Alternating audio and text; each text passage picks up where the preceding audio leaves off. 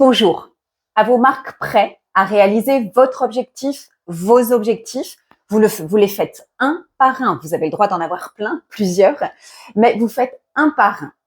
Alors, on prend le papier, le crayon, c'est un système de questionnement, c'est comme la maïeutique de Socrate. D'abord et avant tout, vous allez noter, vous allez aussi dire à haute voix. Je vous conseille de vous l'écrivez et vous le dites à haute voix. C'est bien, c'est important, c'est fort. Qu'est-ce que je veux? Première question, qu'est-ce que je veux? À cette question, qu'est-ce que je veux? Vous répondez je, ok? Vous commencez la phrase par je. Et vous dites le verbe au temps présent. J'arrête de fumer. Je perds 5 kilos. Je, verbe au temps présent. Surtout pas de conditionnel. Je voudrais, j'aimerais bien. Moi, je dis toujours, c'est déjà mort dans l'œuf. Donc, vous l'affirmez haut et fort et pas de négation. On dit pas je fume pas ou je fume moins. Surtout pas. Notre inconscient n'entend jamais la négation. Donc, il entend je fume. Catastrophe. Donc, surtout pas de négation. On n'utilise pas le conditionnel, on utilise le présent. Et je préfère qu'on n'utilise pas je veux. Je veux perdre 5 kilos. Non, je perds 5 kilos. Ou je perds 15 kilos. Ou si c'est j'arrête de fumer. Ou je suis libérée. Je suis libre. Je me libère. Vous le formulez positivement, verbe au temps présent. Deuxième question, une fois que vous avez noté votre objectif, simple, court, concis, temps présent, sans négation, c'est compris pour tous.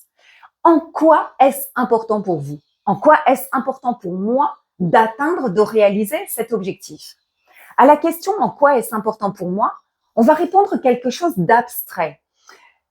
Si je prends l'exemple, j'arrête de fumer, je perds du poids, ça peut être pour le respect de mon corps et de ma santé, et pour le respect des miens, de ceux qui vivent avec moi, de ma famille, de ceux que j'aime. Et là, on va mettre quelque chose, le respect, c'est quelque chose d'abstrait. Parce que là, il va être question de valeur, ok?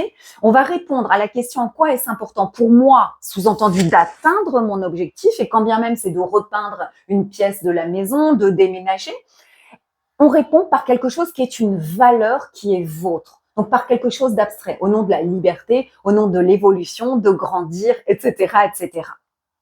La question 3. Après, vous êtes demandé en quoi est-ce important pour moi? On dit comment je sais que j'ai atteint mon objectif? Comment je sais concrètement, cette fois dans la matière, que j'ai atteint mon objectif?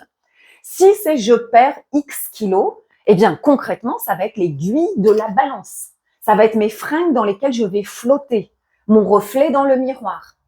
Si c'est j'achète un appartement ou j'ai un nouvel emploi qui m'épanouit et qui me correspond, j'ai un contrat, un papier, un style, j'ai signé, j'ai un bail, j'ai les actes notariés. Donc, comment dans la matière, et cette fois-ci de façon la plus concrète possible, j'ai la preuve tangible que mon objectif est atteint, réalisé. Ensuite, on est au point 4. Le point 4, écoutez bien, ça s'appelle les bénéfices secondaires à ne pas atteindre mon objectif, à ne pas réussir. Les objectifs secondaires, c'est chez l'être humain quelque chose d'éminemment important. Malheureusement, il y en a souvent et parfois il y en a beaucoup et beaucoup trop. Et ça va nous montrer si oui ou non cet objectif, nous le voulons vraiment, si on peut l'atteindre. Je vous donne un exemple concret. Mon objectif, c'est de trouver du travail, de travailler, de retrouver du travail. Alors, les bénéfices secondaires à ne pas atteindre mon objectif, donc à ne pas retravailler, à ne pas trouver de travail, à ne pas travailler. C'est quoi les bénéfices secondaires à ne pas travailler? J'ai du temps libre. Je n'ai aucune contrainte horaire. Je me lève à l'heure que je veux et je vais me balader, je regarde des séries et personne ne me dit rien. Vous comprenez? C'est la liberté du temps et de mon temps pour faire des tas de choses que j'ai envie ou pas grand-chose ou qu'importe, mais j'ai du temps. Ok? Les gens peuvent être malades, avoir des très grosses pathologies. Et vous allez me dire, mais il n'y a pas de bénéfices secondaires à rester dans la maladie. Ben, malheureusement, si. Des bénéfices secondaires comme ils se victimisent, c'est leur identité d'avoir un cancer, une sclérose en plaques. Et tout le monde tourne autour d'eux. C'est-à-dire que tout le monde vit et s'occupe d'eux et vit pour part et à travers eux. Il y a parfois une personne qui s'est dédiée, un des parents, le conjoint, qui a dédié et qui dédie sa vie à s'occuper des soins de la personne, à l'emmener à ses soins et qui dédie sa vie. Si la personne revient en pleine et parfaite santé, l'autre qui a dédié sa vie, que ce soit le parent ou le conjoint, n'a plus de raison d'être. Il n'a plus, lui, de raison presque de vivre et d'exister, vous comprenez? Donc, il y a presque toujours des bénéfices secondaires à rester en l'état. Évidemment, les bénéfices secondaires à ne pas perdre de kilos ou à ne pas arrêter de fumer, c'est qu'il n'y a aucun effort. On peut s'empiffrer, il y a zéro difficulté, zéro effort. Sans compter qu'on dit souvent pour bénéfices secondaires à ne pas arrêter de fumer, je suis mince et je reste mince, par exemple. Ça me fait aller aux toilettes le matin, j'ai entendu tout ça. Donc, posez-vous la question, y a-t-il des bénéfices secondaires à rester en l'état, à ne pas réussir à atteindre mon objectif?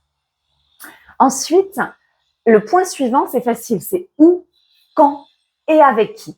Où est-ce que je réussis, j'atteins mon objectif? C'est peut-être à Paris, c'est peut-être dans une... Voilà, après ça dépend de ce qu'est votre objectif, dans votre maison, ou vous voulez déménager ailleurs en France, ailleurs dans le monde, trouver un emploi à Paris, en Île-de-France, ou voilà, dans votre région. Vous déterminez où, vous déterminez avec qui, c'est quelles sont les personnes ressources qui vont m'aider. Et ça peut être des thérapeutes, un hypnothérapeute pour arrêter de fumer. Et ça peut être un banquier qui vous accorde un prêt pour l'achat, l'acquisition d'un appartement, d'une maison, que sais-je. Sur qui vous pouvez compter, quels sont les soutiens, les personnes ressources. Et le plus important entre le où, le avec qui, c'est le quand, c'est le temps. Tout objectif non daté n'est jamais réalisé. Ceci, c'est à court, à moyen ou à long terme. Si c'est déménager, avoir un bébé, perdre 50 kilos, ça peut être en 2025. Et vous dites, peut-être fin d'année 2025, au 1er janvier 2026. Ce n'est pas grave que ce soit du court terme, du moyen terme ou du long terme. Ce qui est important, c'est que ce soit réaliste et daté très précisément. Ça peut être mi-mars 2024, etc. Mais vous me le datez. C'est le 1er, c'est le 15, c'est la fin du mois. Datez très précisément. Donc, je répète la phrase clé et charnière. Tout objectif non daté n'est jamais réalisé. Je vous fais rire. Vous rencontrez quelqu'un que vous n'avez pas croisé, pas vu depuis longtemps. Et il vous dit, oh, il faudrait qu'on se voit. Le il faudrait qu'on se voit au conditionnel, pipeau total. Jamais. Ça n'arrivera jamais, il en a rien à faire. Il faut qu'on se voit. C'est un soupçon mieux, mais guère mieux. Il en a rien à faire quand même. Sinon, on dit, on se voit. On se voit la semaine prochaine. On se voit en fin de semaine prochaine. On utilise le temps présent qui a une valeur de futur. Je te le fais pour lundi prochain. Et là, on vous croit, ok? Le présent a valeur de futur. On vous croit, c'est fiable, c'est réaliste. Question suivante. Ensuite, on va déterminer, après le où, le quand et le avec qui, on détermine quelles sont vos peurs, quels sont les freins qui font qu'à ce jour, vous n'avez pas réalisé votre objectif. Quelles sont les peurs et les freins qui font qu'à ce jour, vous n'avez pas réalisé votre objectif? Eh bien, peut-être que vous n'y pensiez pas. C'était pas mûr, pas mature, pas assez évolué, abouti. Peut-être que c'était un manque de temps. C'était pas votre priorité à ce moment-là. Peut-être que c'était un manque d'argent, que sais-je. Peut-être que c'est l'homéostasie.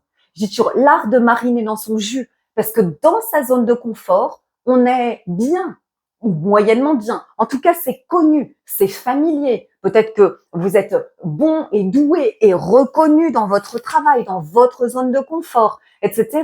Alors, à vous d'être franc et vrai avec vous-même. Les peurs et les freins qui font que à ce jour, votre objectif n'est pas atteint. Vous les nommez de manière exhaustive, complète. Et dernier point, on fait l'inverse. Vos forces, vos atouts, vos qualités, capacités qui font que vous allez réaliser votre objectif, que vous allez obtenir votre objectif. Vous allez chercher sur une ligne du temps imaginaire. Imaginez que je trace un grand trait à la craie sur le sol. Vous êtes ici et maintenant, au jour J d'aujourd'hui, à l'heure où vous m'écoutez, ici et maintenant, ensemble avec moi. Et à gauche, c'est le passé. À gauche, sur la ligne du temps, c'est tout ce qu'on vous enlèvera pas, que vous avez fait, que vous avez vécu. Vous allez chercher des exemples. Si vous me dites, je suis persévérante, j'ai de la volonté, je suis courageuse. Si vous me le dites comme ça, c'est du pipeau, je vous crois pas. Mais vous allez me le justifier. Je suis persévérante parce que j'ai repris à un moment donné de ma vie un cycle d'études en cours du soir et j'ai passé un diplôme. Ça, c'est acquis, c'est vrai, c'est acté et on vous l'enlèvera pas. Peut-être que vous dites j'ai de la volonté, je suis persévérante. Je faisais de l'entraînement pour le marathon, le semi-marathon. À plusieurs reprises dans la semaine, je vais m'entraîner le week-end et le soir, etc. Je fais du sport. Prouvez-moi, même si c'est dans un autre cadre, un tout autre contexte, dans le domaine du sport, des loisirs, des études reprises, parce que très jeune, vous avez déjà acheté votre premier studio, parce que vous avez quitté, changé de pays et eu une expérience de vie en repartant de ex nihilo de zéro à l'étranger et que vous l'avez fait pendant quelques années et qu'on vous le retirera pas. C'est en dedans de vous. Cherchez dans le en dedans de vous, votre passé, votre vécu, des choses qui me prouvent votre force, vos valeurs, vos atouts, vos qualités, vos capacités. Et on va faire ce transfert de compétences. Vous avez fait ça, vous avez été apte et capable à un moment de faire ça, on vous l'enlèvera jamais et on va transférer cette force et ces atouts dans votre futur pour réaliser votre objectif. À vous de jouer.